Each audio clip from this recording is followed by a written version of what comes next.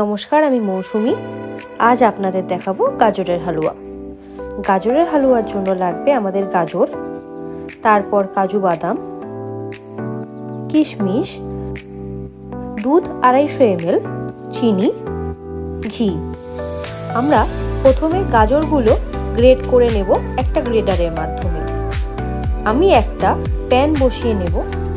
একটু গরম হলে 3 স্পুন ঘি,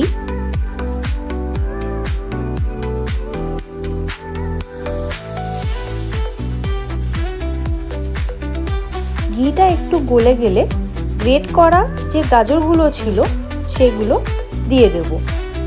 এবার মেশানোর পালা। ঘি পুরো মাখিয়ে নিতে হবে গাজরের মধ্যে। যখন দেখবেন গাজরগুলো তেল তেল লাগছে তখন আলগা চাপা দিয়ে দেব 2-3 মিনিটের জন্য। 3 মিনিট হয়ে গেছে। এবার আমি ঢাকাটা খুলে নেব। দেখবেন গাজরগুলো নরম হয়ে গেছে নাকি। এবার এখানে দিয়ে দেবো 250 ml দুধ,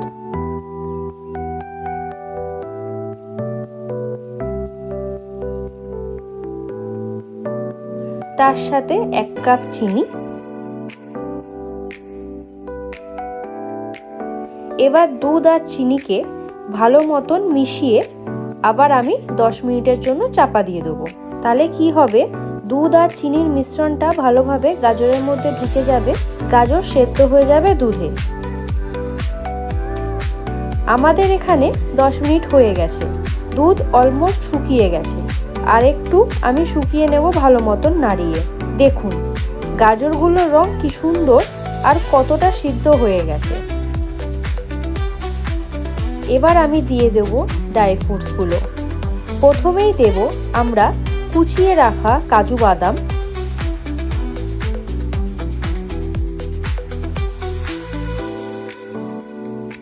তারপর দেব কুচিয়ে রাখা কিশমিশ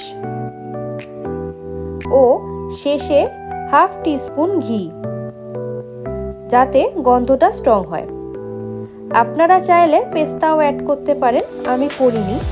আমার কিশমিশ আর কাজুটা ঘরেই ছিল, তাই আমি এটা অ্যাড করে দিয়েছি। আপনারা যদি কিশমিশ না দিতে চান আপনারা স্কিপ করতে পারেন। তারপর একটু একটু করে নাড়িয়ে নেব আর ফ্লেমটা অবশ্যই মিডিয়ামে রাখবেন। এভাবে দুধটা শুকিয়ে টেনে যাবে, মাখা মাখা থাকবে। ব্যাস, আমাদের গাজরের হালুয়া রেডি। আমার একটু মাখা মাখা পছন্দ, আমি এর জন্য এরকম বানিয়েছি। আপনাদের যদি দুধ থাকবে ওরকম ভালো লাগে তাহলে সেটাও রাখতে পারেন, তখন কম জল শোকাবেন। আপনার সবার পছন্দের গাজরের হালুয়া। আমার রান্না যদি আপনাদের ভালো লাগে আমার চ্যানেল সাবস্ক্রাইব করে নেবেন, আমাকে সাপোর্ট করবেন।